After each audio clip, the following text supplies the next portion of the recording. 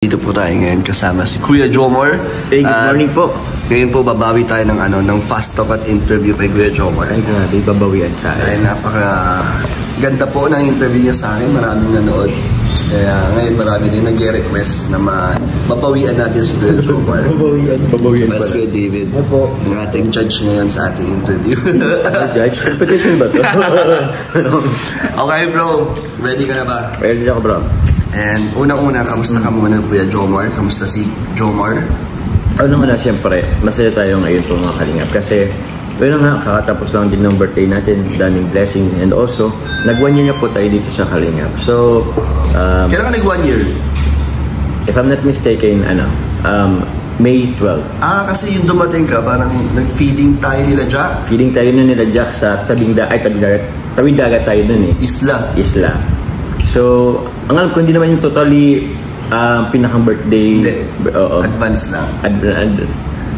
Hindi. Advance ba? Parang ganun, nasa parang ganun date yung Jack. Kaya yun, ang alam ko, May 12. Isang bilis, no? Ang bilis nga eh. Actually, lumagpas yung May 12, hindi ko alam na yun pala yun. Na 1 year. Na 1 year na pala ako. So, ano ang nangyari sa'yo sa loob ng 1 year dito sa dami. Sobrang dami po ang mga kalingap. Paano po ba? Siyempre, yung subscribers natin tumaas, yung views tumaas, yung support and love, maraming nagpapaabot, madami, oo. Dumating nga rin si Carla, nagkaroon ng Jomcar community, and yung Jomcar, kaya marami rin communities yung Jomcar, naging successful, kahit pa paano alam ko, successful naman. So sobrang successful bro kasi parang ilan sa episodes nyo naging million views, diba? Talagang minamarathon ng mga supporters nyo. Opo, ang alam ko long isang makaraang araw, ang alam ko 14 episodes. Ewan ko lang ngayon kung siyempre kakamarathon nila, baka nadagdagan na rin. Grabe. And yun, thank you po sa support po sa inyo. Sa pagmamarathon, maraming salamat po. And ito pa, ano ang masasabi mo? Nagkaroon ka ng brand new na kotse. Okay, yung kotse naman. Thank you very much para si Kuya Ors. Yun, maraming salamat po sa mga nag-sponsor po ng ng sasakyan po natin basta yung sasakyan po natin. Panglingap. Pangsundo kay Carla. Pangsundo, panglingap. Yun naman po talagang pinakang niyan, purpose po niyan. Salamat po. Thank you very much po. Basta sobrang salamat po. Ang saya sa puso, ang saya sa pakiramdam. So, tingin na-expect mo ba yan before dumating ka sa Kalingap na kung anong meron ka ngayon na-anticipate mo ba yan na makukuha mo yan? Di ko bro hindi ko totally bro in-expect. Though inisip ko na lang na paghirapan ko ng mabuti, tapos eventually siguro inisip ko mga ilang years pa, 2-3 years bago mo makuha. Pwede ko ma-achieve yung ganyan. Oo. Sabi ko pag-iipunan ko din naman parang ganun. And parang yun, wala pang 1 year, nagkaroon na tayo, yung tipong, meron din, may share, kumbaga parehas may share, paano po ba? So, ano pa ba ang mga goals mo, Kuya Jomar, sa sarili mo? Ano bang mga goals mo pa? Ko? Gusto mo ba magkaroon ng bahay din dito sa diet? Ay, oo bro. Gusto ko rin naman talaga magkaroon ng bahay at lupa, kahit maliit lang din. At least, kumbaga kasi, syempre, inisip ko na din na ito na rin talaga magtagal sa Kalingap. Okay, so parang naisip mo na ito na rin ba ang lifetime mong career? Yun yung gusto ko, yun yung plano ko. Yun nga sabi ko nga Kalingap Dan, yun yung gusto ko, yun yung goal ko na sana pang matagalan, pang habang buhay. Although di naman natin masasabi yung future kung anong mga mangyayari. Pero yun, gusto ko magtagal dito sa Kalingap. And yun, makasama kayong lahat, kayo boys. At sana lumaki pa, no? Lumaki, yung mga beneficiaries. Yun, sana lumaki pa. Mas marami pa tayo matulungan. And yun. Okay, so nakikita mo rin yung sarili mo na ito na yung pangmatagalan mo.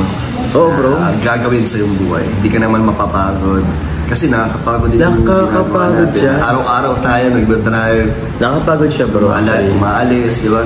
Nakakapagod siya. Pero masaya. Tsaka yung fulfillment ba, yung mararamdaman mo after kang parang feeling mo kasi everyday productive ka eh. Oo. At tsaka parang laging challenge din sa atin na kung paano natin bibigyan ng tulong or gagawan ng kwento yung mga beneficiary natin na talagang aabangan ng mga viewers. Diba parang challenge din yun? Challenge din Kasi yun, pero pagpaulit-ulit. pero di natin ilalayo sa totoong pet din naman hindi talaga. natin gagawa ng kwento. Parang iisip ka kung ano yung hikayat ng views. Hindi naman sa pagiging clickbait or parang false information na yun. Parang lang, something na kunyari tatatax din sa viewers at magugustuhan nila. Parang yun yung isa sa challenge ng isang charity vlogger. And at the same time, yung maka-inspired ba? At yun nga, at matulungan siya. So, ayun po, nalaman na natin ang personal na buhay ni Kuya Jomar. Ngayon po ay papasok na tayo syempre sa joke card. Ano pala ang masasabi mo sa successful ribbon cutting at napakagandang bahay ni Carla? Syempre, congratulations unang-una kay Carla.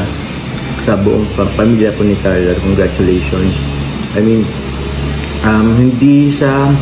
hindi madali yung pinagdaanan lalo kay Carla. Pero yung tiwala naman na binigay niya sa atin, andun yung effort na binibigay niya.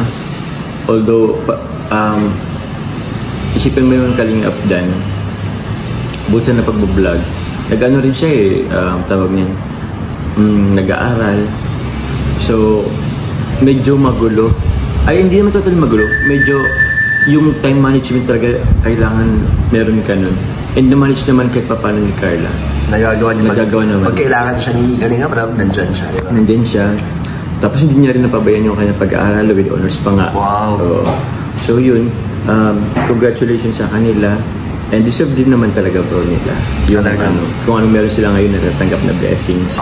Deserve naman nila. So anong masasabi mo kay Carla bilang isang collab team mo or partner? Masasabi mo na grabe yung success at yung blessings na dumating hindi lang sa kanya pati sa'yo. Thank you Carla kasi tawag yan sa effort natin parehas. I mean, siyempre nung una hindi naman agad madali, pero marami na yung pagsubok na pinagdaanan ni Carla. Madami rin bro, hindi puro lahat okay. So eventually naman bro, naging okay kami, naging magkaibigan and mas close na kayo. Mas close na kami. Mas komportable na kayo sa isa't isa. Di naman bro. Kaya yun, and sana magtagal pa yung namin, yung pagsasamahan. And masaya rin kasi Kalingap Dan na dun sa namin meron kami ngayon, kahit yung iba na blessings din. Yung iba natin kayo boys, partners, sila Ato, andun na kumbaga nabiblessing din. So it's a win-win para sa lahat. And syempre nakapag-inspire din tayo ng mga tao, ng ibang tao. Minsan sabi nga na stress reliever nga pero yun, basta aside po dun, parang basta thank you